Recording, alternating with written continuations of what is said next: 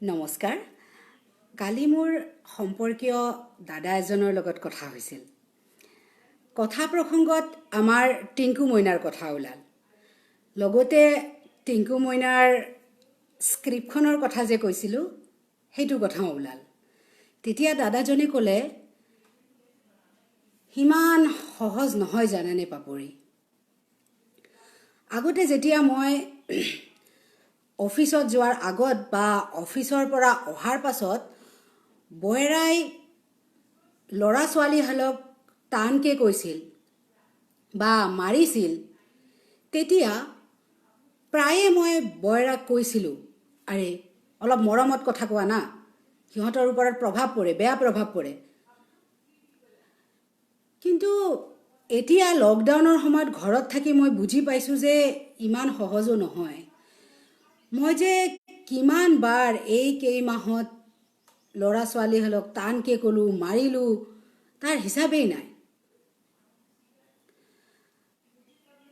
দুদিন আগত মই কিবা এটা কথাত মোৰ ল'ৰাজনক ইমানেই মাৰিলোঁ যে তাৰ কলা ফুলত দাগ বহি গৈছে, আৰু যিমান বাৰ মই তাৰ সেই দাগটো চাওঁ মোৰ বেয়া লাগে, মোৰ গিল্ট অনুভৱ হয়। আৰু তুমি যেতিয়া টিংকু মইনাৰ স্ক্ৰিপ্টখনৰ কথা কৈছা, তেতিয়া মই ভাবিছোঁ মই বা তাৰ স্ক্ৰিপ্টখনত কি নতুন ডাইলগ লিখিলোঁ, তাৰ মগজুৰ স্ক্ৰিপ্টখনত এই ঘটনাটোৱে বা কি নতুন ডাইলগ বনালে। হয়, এনেকুৱা ঘটনাই শিশুৰ মনতনো কি প্ৰভাৱ পেলায় সেয়া ক'বলৈ মই চাইল্ড চাইক'লজিষ্টো নহয়। কিন্তু দাদাজনে যেতিয়া তেওঁৰ গিল্টটোৰ কথা ক'লে, তেতিয়া মোৰ মনত পৰিছে যে ইমান দিনৰ অভিজ্ঞতাত, এই 10 বছৰে শিশুৰ লগত কাম কৰি থকা অভিজ্ঞতাত বা আশে পাশে দেখি থকা বহুত অভিভাৱকৰ ক্ষেত্ৰতে দেখিছোঁ, মাৰি উঠি যেতিয়া বেয়া লাগে বা গিল্ট ফিল হয়, তেতিয়া হয়তো প্ৰত্যেকজন অভিভাৱকে বেলেগ বেলেগ ধৰণৰ কিছুমান কাম কৰে। কোনোবাই হয়তো ইমান দিনে জেদ ধৰি থকা কিবা এটা তাৰ ফেভাৰিট বস্তু আনি দিয়ে, যিটো তেওঁলোকৰ কাৰণে অনাটো ইমান দিন দিগদাৰ হৈ আছিল, কষ্ট হ'লেও সেইটো আনি দিয়ে। কোনোবা মাকে হয়তো সি ভাল পোৱা কিন্তু মাকে দিব নিবিচৰা কিবা খানা সেইদিনাখন বনাই দিয়ে। নাইবা এনেকুৱা ধৰণৰ বিভিন্ন পেৰেণ্টছে বেলেগ বেলেগ উপায় অৱলম্বন কৰে, আৰু মোটামুটি এক ধৰণৰ পেটাৰ্ণ এটা হয়, আৰু নেক্সট দিনা মাৰিলে আকৌ বেয়া লাগিলে। আৰু অকল মাক বাপেকৰে পেটাৰ্ণ নহয় চাগে, মাক বাপেকৰ সেই পেটাৰ্ণটোৰ পৰা শিশুসকলৰো এটা পেটাৰ্ণ বা সৃষ্টি হয়, যিয়ে সেই একেই ৰিপিটেশ্যন কৰি থাকে। মানে হয়তো শিশুজনে আমাৰ কিবা এটা পঢ়িব হয়তো পাৰে, মই এগেইন কৈছোঁ মই চাইল্ড চাইক'লজিষ্ট নহয়, কিন্তু সি নিজৰো এটা ডিফেন্স কিবা এটা মেকানিজিম কিবা এটা বনাই লয়। হয়তো কোনোবা শিশুৱে জানে যে মোক লগা বস্তুটোৰ কাৰণে মই অকণমান হাংগামা কৰি দিব লাগিব, কিবা দলিয়াই দিব লাগিব, তেতিয়া মই পাম। কোনোবা শিশুৱে হয়তো ভাবে মই যদি বেছিকৈ কান্দি দিওঁ, চিঞৰি কান্দি দিওঁ, তেনেহ'লে মই বিচৰা বস্তুটো পাম। আৰু সেই পেটাৰ্ণটো শিশুকালতে নাথাকে, সেই পেটাৰ্ণটো ডাঙৰ হোৱালৈকে থাকি যায়। আৰু যেনেকৈ কন্দা পেটাৰ্ণটোৰ উদাহৰণ দিছোঁ, তাৰ কাৰণে এটা জীৱন্ত উদাহৰণ আপোনাৰ সন্মুখত আছে। সেয়া লাগিলে ক্লাছ 5ত চিঞৰি কান্দি বাহঁতৰ নাটকখনত এটা ৰোল লোৱাই হওক, নাইবা কটনৰ এডমিশ্যনৰ সময়ত হোষ্টেল ছিট নাপালে এডমিশ্যন নিদিওঁ বুলি কোৱাৰ পাছত ঘৰত বাগৰি কান্দি কটনত এডমিশ্যনটো লোৱাই হওক, তেনেকুৱা পেটাৰ্ণ মই বুজি পালোঁ বহুত পাছত, যেতিয়া মই কিছুমান এন্থ্ৰলজিকেল ষ্টাডি কৰিছিলোঁ, যে এইটো এটা মোৰ পেটাৰ্ণ। যি নহওক বাৰু, এইটো মোৰ কথা। কিন্তু দাদাজনক মই এটা প্ৰশ্ন কৰিলোঁ যে আপুনি যে তাক ইমান বেয়াকৈ মাৰিলে, ইমান ডাঙৰ কি দোষনো কৰিছিল সি? দাদাজনে অলপ সময় ৰৈ ক'লে, জানো তাৰ দোষটো কি আছিল, কিন্তু মই বহুত ডিষ্টাৰ্ব হৈ গৈছিলোঁ ৰাতিপুৱাৰ পৰা, কাৰণ আগৰ লকডাউনটো খোলাৰ পাছত অফিচ খুলিছে, এতিয়া আকৌ লকডাউন।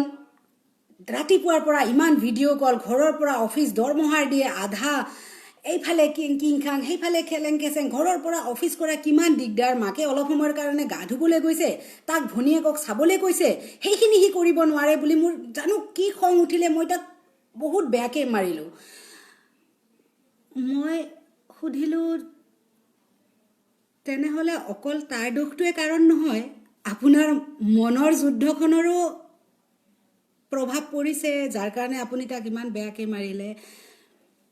দাদাই তেতিয়া কৈছে মে বি এনেকুৱা কেতিয়াবা। আৰু মই দাদাজনক মই দোষ দিব খোজা নাই, মই বুজি পাইছোঁ তেখেতৰ প্ৰেছাৰটোকো মই নচাত কৰিব নোৱাৰোঁ, আৰু তেখেতৰ মাৰাৰ পাছত গিলটোকো মই বুজি পাইছোঁ। কিন্তু তেনেহ'লে ইয়াৰ কি কৰিব পাৰোঁ আপোনাৰ গিলটোৰ? তেনেহ'লে এই যে আপুনি ইমান প্ৰেছাৰত ল'ৰাজনক মাৰিলে, আপোনাৰ ৰেছপনচিবিলিটিৰ প্ৰেছাৰত, সেই শিশুজনৰ কাৰণেও চাগে ভনীয়েকক ৰখাটো এটা ৰেছপনচিবিলিটিৰ নিচিনাই হ'ব পাৰে। সি চাগে খেলিব বিচাৰিছিল ভনীয়েকৰ লগত, গতিকে কেনেবাকৈ যাতে আমাৰ কামটোও হয় আৰু সি খেলিবও পাৰে, তেনেকুৱা ধৰণৰ কিবা উপায়েৰে ভনীয়েৰক চাবি বুলি কোৱাতকৈ তেনেকুৱা কিবা ক্ৰিয়েটিভ উপায় আমি উলিয়াব পাৰিলোহেঁতেন নেকি? এগেইন নেকি? আৰু চাগে তাৰ লগত যদি আমি সহানুভূতিশীল হ'ব পাৰোঁ সন্মুখৰ মানুহজনৰ প্ৰতি, তেতিয়া চাগে চাইল্ড চাইক'লজি বুজাৰো ইমান দৰকাৰ জানো হয়? মই চাইল্ড চাইক'লজিষ্ট নহয়, কিন্তু সহানুভূতিৰে যদি আমি ইজনে সিজনক চাওঁ, তেনেহ'লে কি আমি এবাৰ তেওঁলোকৰ ঠাইত গৈ ভাবিব নোৱাৰিম? আৰু তাৰ আগতে জানো আমি নিজৰ প্ৰতি সহানুভূতিশীল হ'ব নোৱাৰিম?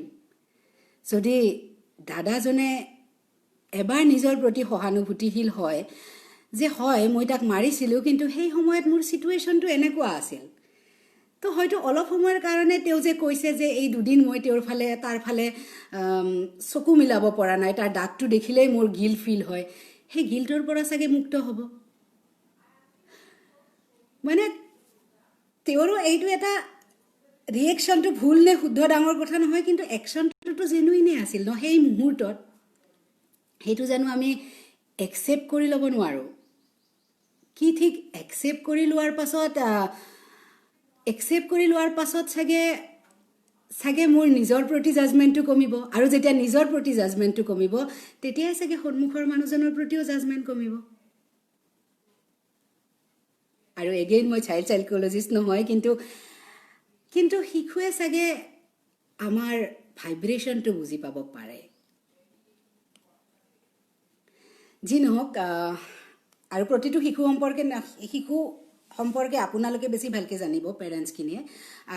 যেতিয়া মই একচেপ্ট কৰি ল'ম, আৰু একচেপ্টটো ইমান সহজ নহয়, নিজে প্ৰেক্টিছ কৰি গম পাইছোঁ যে নিজৰ ভুলটোক একচেপ্ট কৰি লোৱা ইমান সহজো নহয়, মানি লোৱাটো ইমান সহজ নহয়, কিন্তু নতুন ক্ৰিয়েশ্যনছ কিজানি একচেপ্টেঞ্চৰ পিছতহে আহে, আৰু আমি ক্ৰিয়েটিভলি চাগে তেতিয়া ডিল কৰিব পাৰিম নিজৰ ল'ৰা ছোৱালীক।